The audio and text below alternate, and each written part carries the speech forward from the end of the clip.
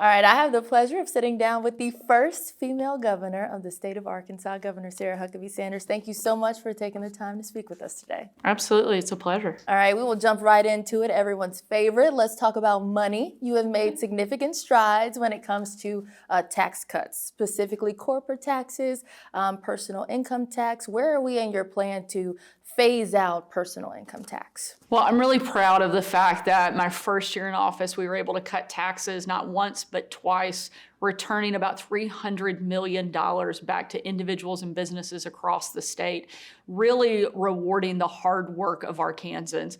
My goal is to continue keeping government from exponentially growing, but also growing our economy so we can continue phasing out our state income tax.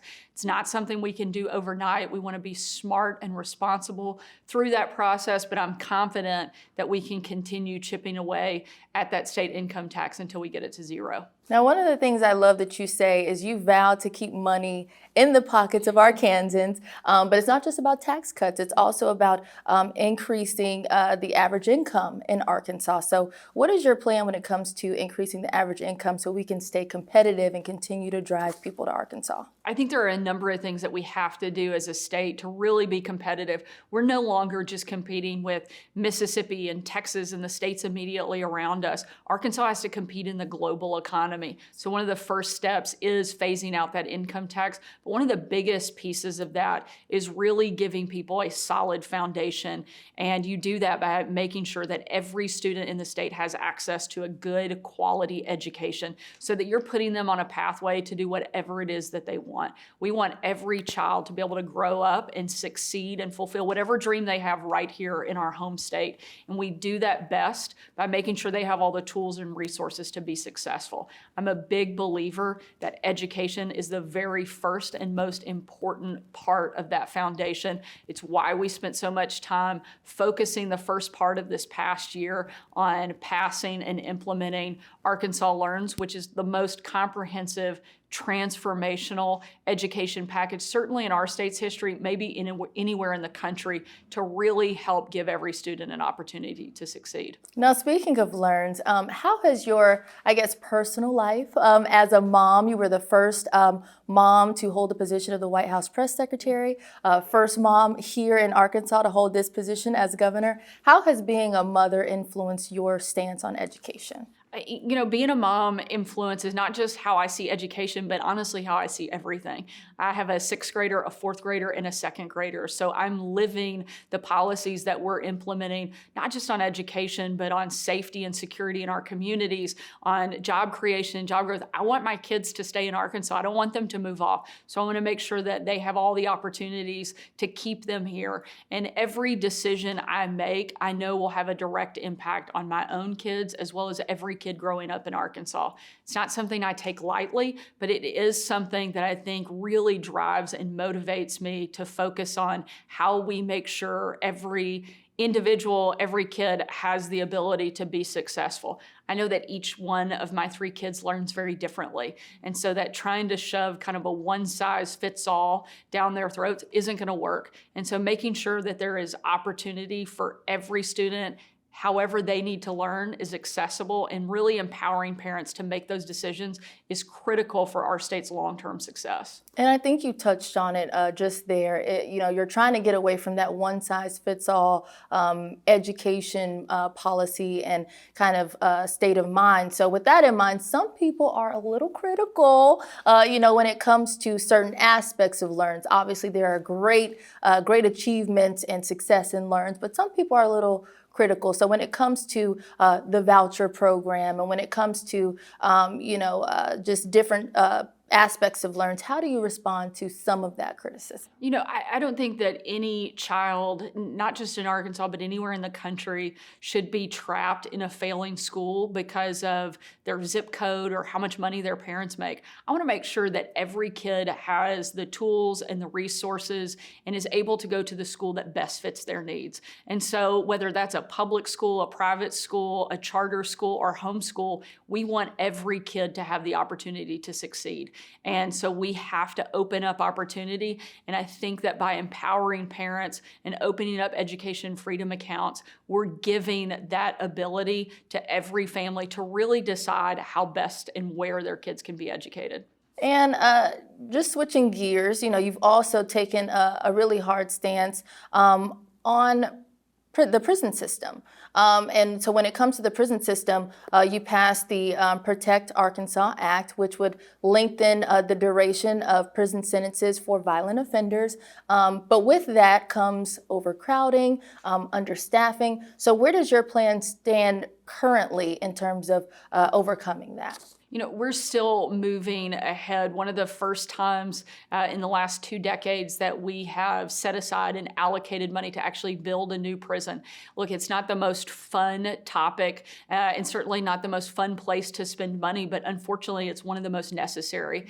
A state cannot really be successful if it's not safe, if people don't feel safe in their communities. And the idea that we would allow violent repeat offenders back on the streets, back into their community, simply because we don't have space to house them, to me is not a justification. And we have to do a better job of holding people accountable. As a parent, I know that if I put a consequence on my kids and I don't punish them, they're going to keep doing the same thing over and over. That's exactly what we've allowed to happen in our justice system here in Arkansas.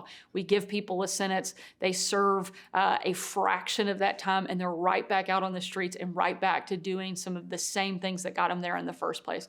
We can and we have to do a better job. It's why we've made such a significant investment and put money aside to build a new prison, but it's also why we're focused right now on how we address that shortage temporarily. We have existing space in our prisons. We want to open that up so that we are doing a better job of protecting our citizens and protecting the people of the state. And you also passed death by delivery, which takes a hard stance on people who dealing with fentanyl. What other aspects when it comes to drugs and that sort of thing? What other stances are you taking, and what other solutions do you think are out there when it comes to fentanyl and the opioid crisis?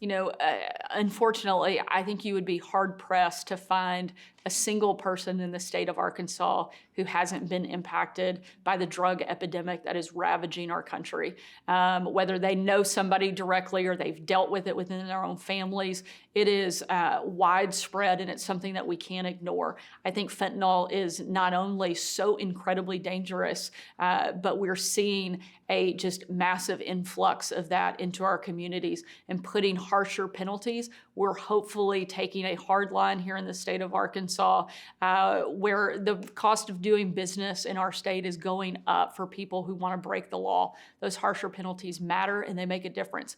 At the same time, we have to do a better job of the people who need recovery and rehabilitation programs that have strong addictions. We've invested heavily in that. We're continuing to look for ways that we can invest and break that cycle of addiction here in the state of Arkansas. And it's something, like I said, unfortunately, that I think everyone has been impacted by, knows somebody that it's been affected by the drug epidemic. And we're looking to take an aggressive approach to not only punishing those who are putting that into our communities, but also helping those people who have become addicted to break that addiction so that they can go back into their community and be positive influences on their community instead of having that addiction that's really dictating and driving their life. We're wrapping up here, but in following your career, it seems like your personal life has influenced a lot of who you are and the way that you attack a lot of the legislation. So in following your career, it seems like you are a woman of faith, a proud woman of faith, and someone who has conservative beliefs. So as the governor, how do you balance staying true to yourself and being Sarah Huckabee Sanders while also being the governor of people who might not share the same ideologies and backgrounds that you have? How do you balance that? I very much am proud and unapologetic believer. I don't try to hide my faith. I think that's part of the authenticity of my faith is that I'm comfortable talking about it. I'm also not trying to replace the Capitol dome with the steeple and force my faith on anybody else. If it's real, if it's true, people see it by the way you live your life. And I'm hopeful that by the way that I live, by the way that I invest in my family and my marriage and my work and the people around me, that people will see that, be impacted by it, and hopefully want the same thing that I have. And what have you not accomplished in your first year in office that you're like, we're going to get after it in this next year? Look, I still want to see, I think the next year is 2023 on overdrive. We really get to see the implementation of LEARNS, the implementation of the PROTECT Act. We also want to continue chipping away at that state income tax. I'm not going to be happy until we get it to zero, so we've got to keep working until we can completely phase it out. I want to make Arkansas the best place in the country for anybody to live, to raise their family, and to work. And I think we've done some great things this past year, and we're only going to continue to build on that success so that everybody gets to see what I do and wants to be part of what's happening here in the state. Governor Sarah Huckabee Sanders, thank you so much for your time. You bet. Thanks for having me.